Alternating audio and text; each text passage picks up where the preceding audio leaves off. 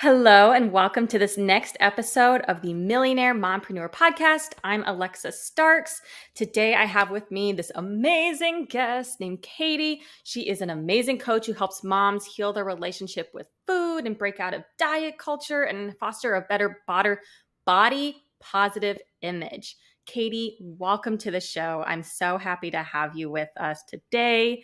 And I would love to have you share a little bit of your story, your background, how you got to doing what you do now, and a little bit about how you help moms and, of course, your babies, your kids. Yeah, of course. We can chat about all the things.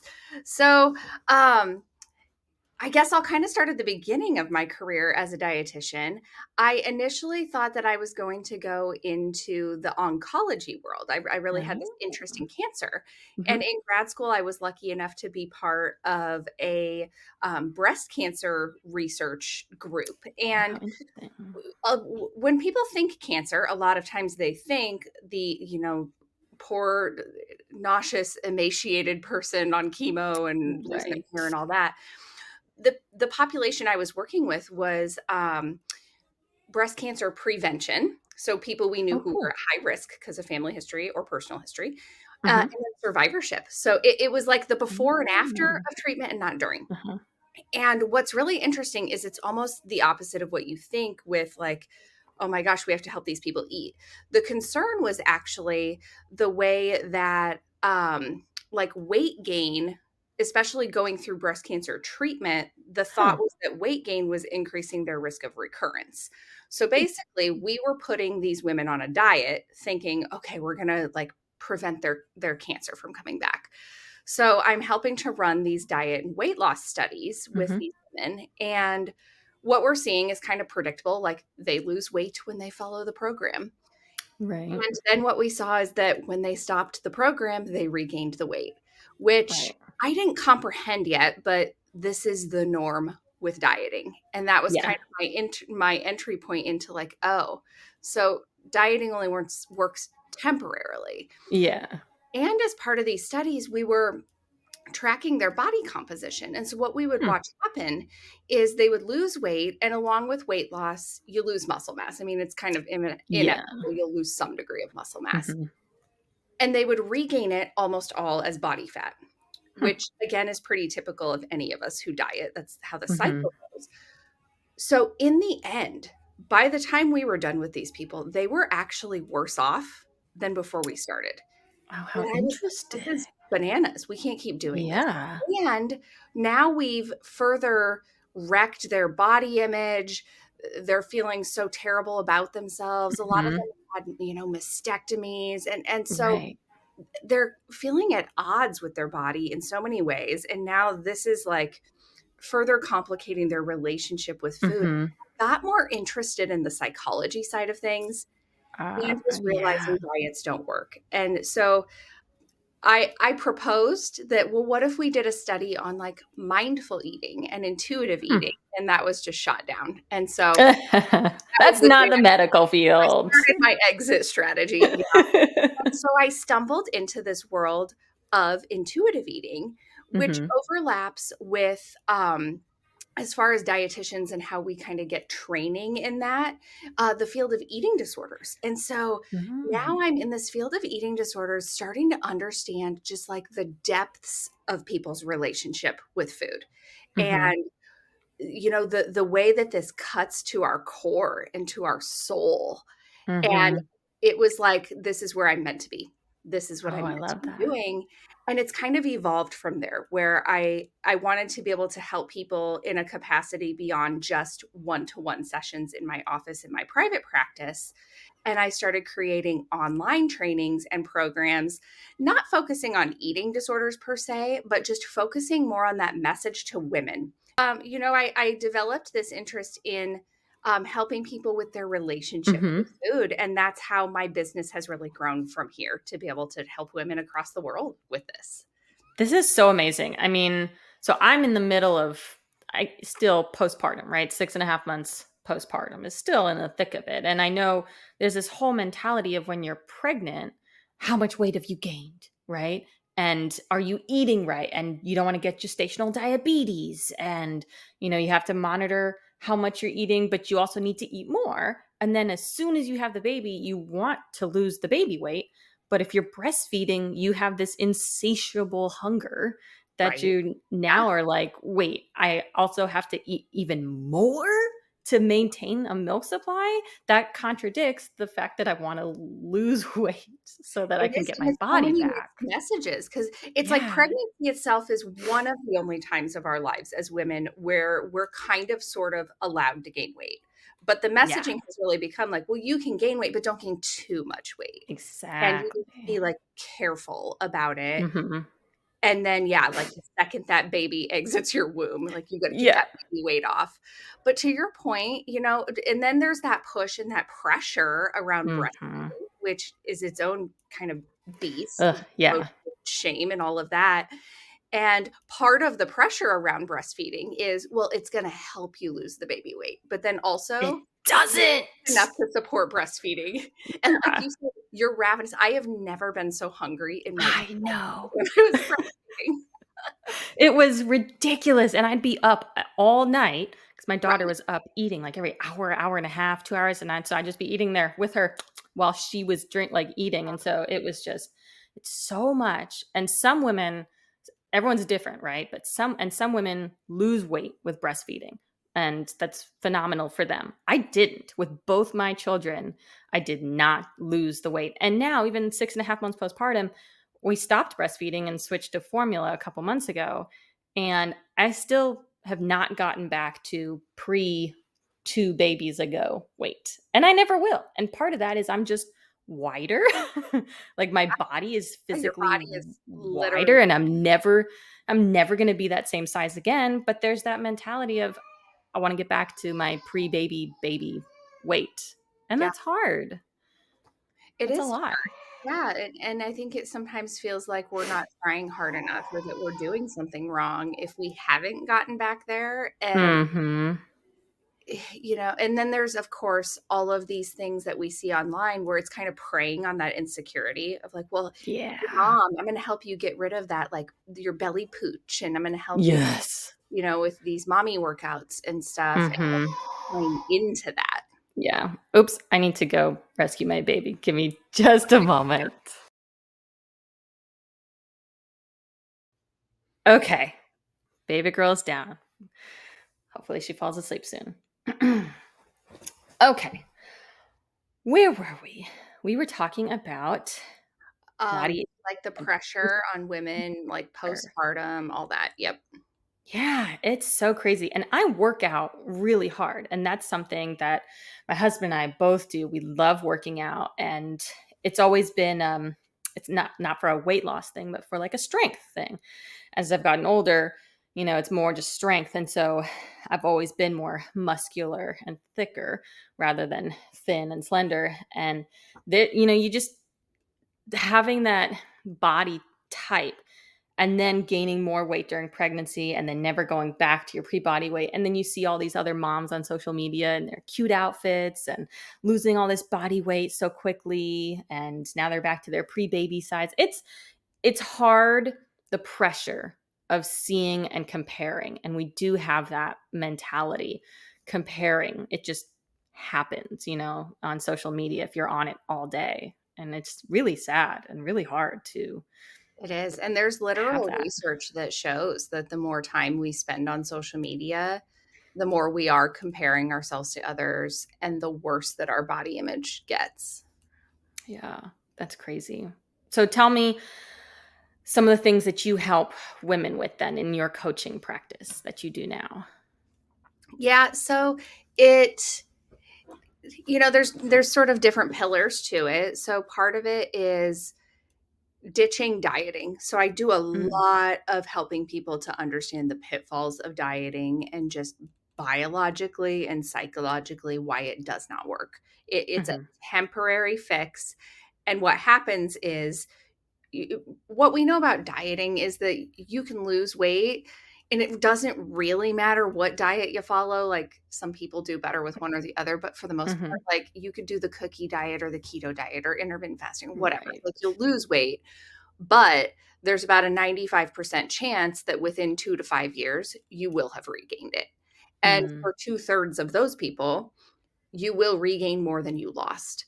So Oh, the whoa. ultimate end result of dieting for most individuals is that you will weigh more than you did when you started. And if you've done that a dozen or more times, Right. it ratchets up and up and up over time. Oh, that's so crazy. Yeah, it's bonkers, and we never hear that, nobody's telling us Yeah. that.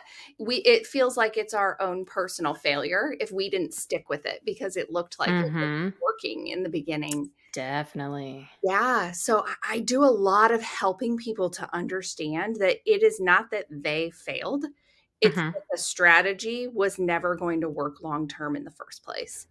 And that if Ah. they keep doing that, it's probably going to keep driving their weight up and making them Mhm. bonkers with food. And what we wanna do is step off of that roller coaster ride.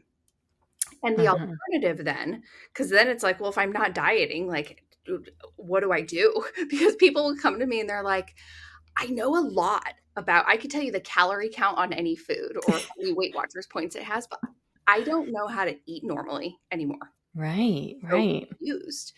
So we start with what does normal eating look like and how do you listen to your body? And that's why Mhm. I bring in the principles of this concept called intuitive eating. And it's well Mm. researched. It was developed by two dietitians. Mhm. If anybody's curious about it, there's a book called Intuitive Eating. That's where the Oh, cool. concept originates from. Because it's gotten a little bit trendy on social media. And so I think people just hear it and they kind of think they know what it means, but they don't know the backstory and Mhm.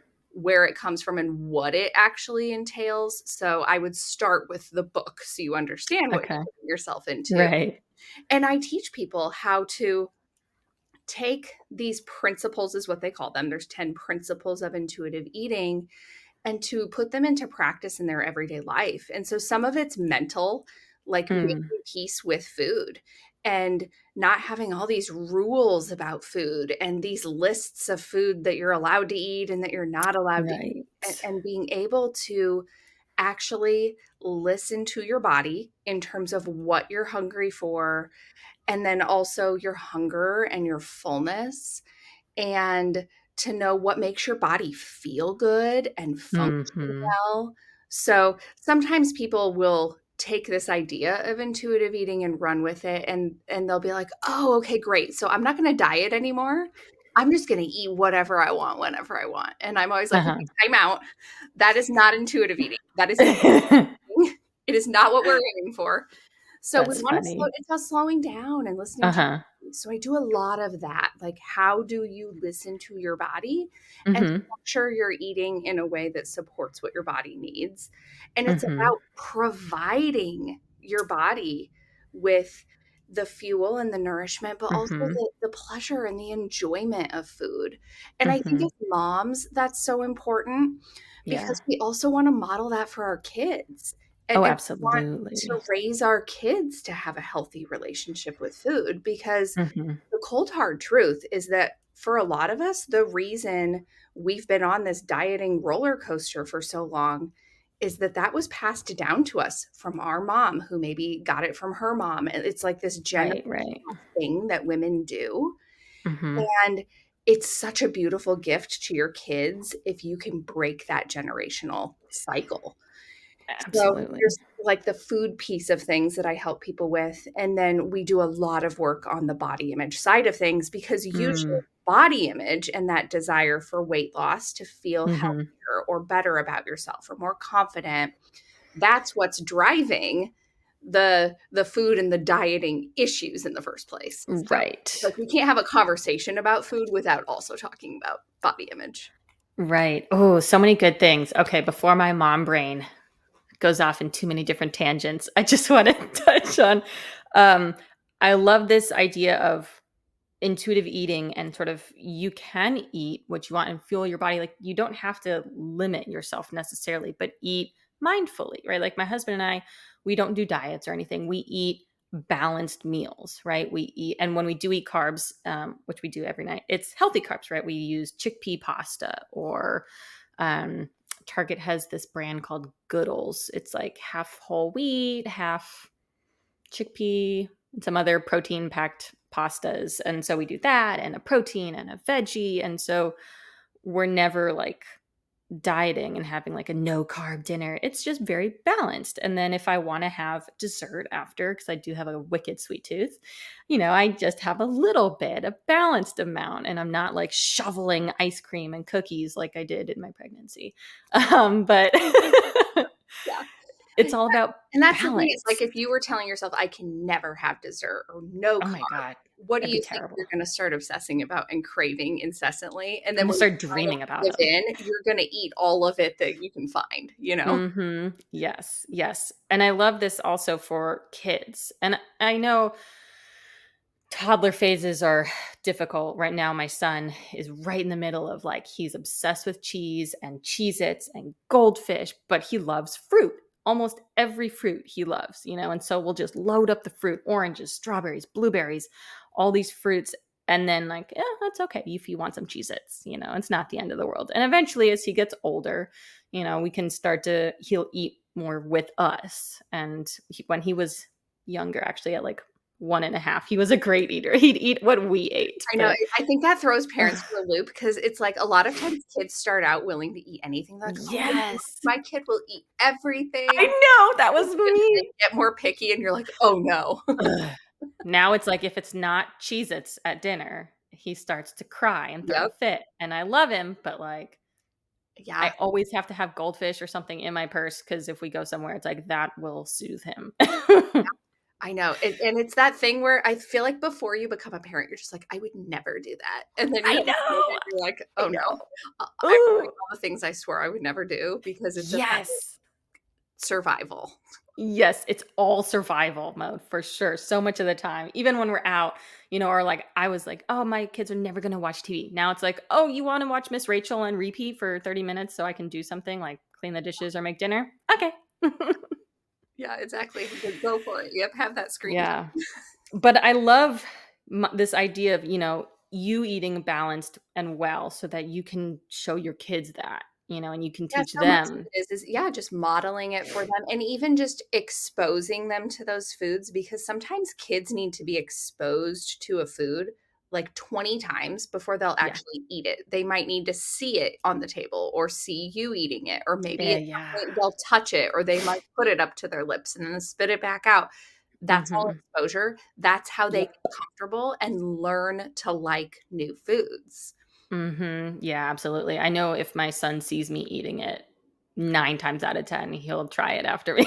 Uh-huh, yeah, or they want it off your plate, or if you can get them in the Yep. kitchen, sometimes, like, if they, quote, unquote, "helped," they'll be more willing to Yeah. try something, so it's that thing of, like, how do we create positive food experiences within our family so that food isn't stressful and this battle zone with your kids and for you personally, and Yep. everybody's eating a different thing because everybody's, like, mom's Oh, on a I diet, dad's doing this, kids are yeah. picky eaters, and it's like there's not enough hours in the day for you to show up Mm-mm. and cook for everybody. Yeah. Okay, let's touch on that really quickly because I wrote that down. 2 things. 1, what about the moms who have very limited time to cook full meals, right? And maybe they work long hours and then they pick up their kids and then they've got very limited time to cook a full meal, cook something, right? They either got to pick up something or it's fast food or um and then with that, there's women and families who don't have a lot of money. They can't go get organic groceries. They can't go buy groceries and veggies and fruits that go bad in like a day and a half, like raspberries. And so they end up buying cheaper, unhealthier food that they eat. And it's usually quick to make too. So how do we balance I love this the question. lack of time and the It's lack of also like I think we have affordability? this sort of idyllic idea of how we're supposed to feed ourselves and our families, Hmm. and then there's most people's reality. And so people are often surprised to hear me as a dietitian say, like, I don't buy organic. I don't even Hmm. like cooking. So for me, it's like, how do I get in and out of the kitchen in as Yeah. little time as possible? And as a business owner and a working mom, like I'm working right up until I need to drop everything and go grab my kids. And when they get Hmm. home, chaos ensues. And so I'm Yes. trying to wrangle them, get food on the table. And it's hard. I mean, I'm not going to lie, Mhm. it's really hard. I think the thing that for our family works the best is that we take a look at the upcoming week's schedule and we kind of go, okay, what do we have going on? Mm-hmm. What nights do we have time to cook? What nights do we not? And it needs to be something that is either kind of pre-made or leftovers, or something like turkey sandwiches. What nights might we have something going on where we know that we're going to be out and that we're like having dinner with somebody, or Right. that it's just the plan is that we're going to go grab Happy Meals from McDonald's. Mm-hmm. And so it's just kind of understanding what's coming and what to expect and then strategizing. And so sometimes what we'll do on the weekends is like if my husband's grilling, we grill a lot on Sundays because Mm. we have time and he's around Right. to be able to do it. So he might be grilling burgers and I'm like, I Mm-hmm. need to throw some chicken on there too and cook it ahead so that that's already cooked and I Nice. can use it for another meal later in the week. Mm-hmm. So I take all these shortcuts that I can to make it quick and easy. And I'm not afraid to use canned fruit cocktail or canned green Mm. beans. Um, it doesn't have to be like, oh, I roasted this beautiful array of Yeah. multicolored vegetables and all. Kale and spinach Yeah, and because that the other thing is half the time the kids aren't even gonna eat it anyway. So, it's like, don't be afraid to do what's inexpensive and affordable, mm-hmm. that you have time for, and there's plenty of ways to get those nutrients into your body. Like, if you're serving a variety of food groups that Mm-hmm. are giving your body and your kids' bodies carbohydrates, proteins, fats, fiber, Mm-hmm. gonna be okay. And Yeah. so I think the moral of the story is like, don't overcomplicate it. Like, plan realistically, and Mm-hmm. having a plan ahead of time, I think, is the game changer. Whatever the plan Mm. is. And the plan could be, if you feel compelled to make this really nice, delicious meal and you want to go buy all the organic ingredients, like, more power to you. Go for it. Right. Right. That can be the plan. Also, going through the drive-through can be the plan. There doesn't have to be Mm-hmm. right or wrong. And my biggest piece of advice to people nutritionally is just variety. Make sure that over time, the grand scheme of things, you're getting variety, you're offering your kids variety, and we don't need to worry as much about the minutia of it as we might be led to believe. Right. No, I love that. And like kind of what you touched on, it's about balance. Some days we're having fast food for dinner. Some days we're having the chicken that we cooked ahead of time for the week, right? And it's got veggies and they ate well. And then maybe the next day, maybe not as good, but it balances Right. out. If we can think about nutrition more as like a bigger picture, like think of it over the course of a week or a couple of Right. weeks, because it's not like your body resets at midnight every day when work starts over. Yeah. That's not how your body's nutritional needs work. And with kids in particular, they will often do this really kind of lopsided way of eating, that like one day Mm-hmm. they might only want to eat the carb, their mac and cheese Right. or their goldfish or whatever. And you're sitting there like, I really wish you'd eat a vegetable or some protein. And then there might be another day where they chow down on their meat and they don't touch any of the other Mm-hmm. food on their group. Or sometimes my kids will inhale an entire container of raspberries in one sitting and nothing Yeah. else.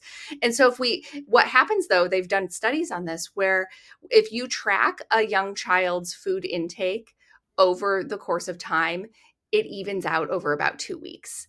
So Oh, it's like we have to kind of trust them and their little body, yeah. that within, the structure of what we're Right. offering as far as food variety and nutrition, that within that, they're going to get Mm-hmm. what they need. That's so good. I love that. And then I was talking with another mom who mentioned a crock pot, and I don't use a crock pot. I think we have one in storage, but I've never attempted it. But I know that is a good way to I love it. It's like the best set thing something because in the at the end morning. of the day, you're like, Yeah. dinner's already ready. You don't even Yep. have to do anything else. It's a Yep. beautiful thing. And Because the I good cooked pro tip, dinner. get the liners, the disposable liners for the crock pot so you don't even have to wash it. Oh.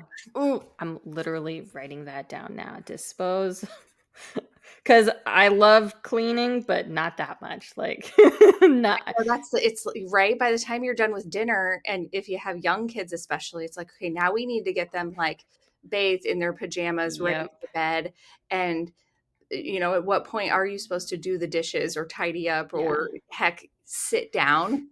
Yep. Yeah, my husband and I, we feed our kids or my son at and my daughter, we feed them at like 5:36 and Yep. then my son needs a bath, my daughter needs a bath, and then we put them to bed at 7 and then I'll eat dinner. Then we eat dinner. And it's like then after that there's a bunch of dishes by 8 to do. Which is You know. exactly what you want to do at 8 p.m., Yeah. right? And I'm like, I'm tired. I don't want to clean. And I didn't want to cook at 7. I think I cooked. My husband's phenomenal. He cooks so much of the time, which is amazing. And I cooked Yes, 2 shout out nights to the ago. husbands who cook. I I know. I know. Oh, Like I so said, I don't amazing. enjoy it, and my husband actually does, but most of the time, just with his work schedule, I'm the one home at that time Uh of the day, so it's on the weekends, I'm like, "And you're gonna cook this and this." huh.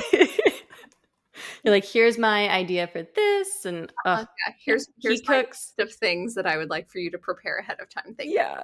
He loves to cook and he does really well. Now, I love to cook too. I love to cook, but I don't have the energy, Uh-huh. right? I'm working all day. My daughter's home with me all day. And then we pick up my son from daycare and I've got no energy. I'm up early in the morning. And so I don't enjoy or have the energy to cook in the evenings. But so crock pots, I do want to get more into that because that's just a Yeah. set it and forget it. And it's done by the end of the night. And then disposable liners, it's like, I I don't also even have have to come clean. I was really resistant to it at first, but I have come to love the air fryer because I love our air fryer. Yes, I yeah. love it. One It thing I is so never good. figured out was my Instapot. My I mother-in-law don't have gave us that one one. for Christmas one year, and I tried using it, and I just didn't get it, but some people rave about that, so, Oh, there's I don't another have way that to one. do things if you know how to operate it, which I don't. That's so funny. All right, well, Katie, um, let's wrap up with can you share some of your top expert advice or tips for mompreneurs who are maybe struggling with body image or trying to get their body back postpartum and juggling trying to run a business? So they're very limited on time, but they're trying to work on themselves and their body I love physically. this question, yeah, because I also love entrepreneurship. Here's a thing that I see happening a lot: the body shame Mhm. holding women back from showing up fully in their business. They don't want to Ooh, get that's a on good one. and be visible. They don't want to do Mhm. videos. They don't want to do reels. They don't want to speak at conferences. It's like it's that thing we do where we say, "Well, I'll do that when I lose the weight." You know, Yes. I'll start making YouTube videos or I'll start Mhm. doing Instagram reels or TikTok when I lose the weight. Or same thing of like, if someone wants to apply for a new job, when I Right. lose the weight, or I'll start dating when I lose the weight. Yeah. Start living your life right now. Show up in your business, own who you are, and don't let those body insecurities hold you back because you're holding yourself back from growing your business. And there is room in this world for people of all body types. So I love that's a big one. this. I see that so much. And I think sometimes people don't even fully realizing Mhm. that they're hiding Yeah. and that they're doing that and that it's because of their body image. It's like they haven't fully consciously connected those dots. Mhm. That's amazing. I love that. So that's a big one. And then on the food front, I would say being able to let go of dieting and all of the rules is also so freeing because it frees up this mental space in your brain. What happens when we're dieting is your brain actually perceives this as a threat of starvation because Mm. your brain doesn't understand that you're trying to eat less than what your body needs to lose weight. Your body thinks there must not be enough Um, food available. So what it's going to do is have you thinking about food more. So now uh-huh. you've got this like 24/7 food noise going on in the back of your mind, and it's kind of distracting. Yeah. It's And just a so bad negative feedback loop. it is, absolutely. And so, like, if we can clear that clutter out, now Mhm. you've got brain capacity to be more creative and Mm. to, show up more fully in your business in that way and to be able to live your life more fully. It's not like, oh, I can't meet you for coffee or for brunch because I'm Right. fasting and that's not in my eating window. And so when you're not dieting and when food is not this big issue in your life, it's going to allow you to be a better mom, to be a better partner, Hmm. a better friend, to be a better business owner. I love this. I love this. This is so amazing. Thank you, Katie. Of What course. amazing I talk about this stuff advice. all day long. So, Well, speaking of, where can listeners find you? yeah. So, obviously, if you're listening to this podcast, you enjoy podcasts. So, come check out mine. It's called Rebuilding Trust with Your Body. It's got Ooh. over 150 episodes at this point. So, if you just kind of scroll through and see what Mhm. topics jump out at you or resonate with you, you can dive in there and start to get a feel for things. And then, of course, feel free to reach out to me. My DMs are always open on social media. Mhm. Instagram is where I'm pretty active. I love that. And then we will link to your podcast and your Instagram as well in the description. So if you are interested in that, it is in the description as well. And then Katie, I believe you had told me you have a training guide for moms who want to start their journey towards intuitive eating. Is that right? Yeah, so I have this guide I put together. It's called 5 Simple Steps to Reconnecting with Your Hunger Fullness, because people are like, Mm. okay, I like this idea of intuitive eating. Where do I begin? The first step is to start reconnecting with your body. And so I've got this guide where it outlines exactly how to do that. And then it Mhm. links to a bunch of other resources that are going to like keep you moving forward in that direction. And so if you go to the URL Mhm. nondietacademy.com/hunger, you can get it there. And we can also just put that in the show notes. I can send you that link. Perfect. Yeah, we'll put that in the description as well. So if you are interested, please look in the description. But that's it for today. Katie, thank you so much for being on the show today. I love talking with you about all of this. Same And here. I love being able to have these conversations with other women who it's like you're right there in the trenches of motherhood and business yes. ownership and all the things. And so it's fun to be able to have these conversations where it's like, oh my gosh, yes, me too. I get it. I'm going through the same thing, or I've been there, done Yeah. that. Yep, absolutely. It's amazing connecting with other moms who just have the same experiences. For sure. Awesome, Katie. Well, thank you so much. And don't forget to tune in for more episodes and like and subscribe. We will see you guys on the next episode.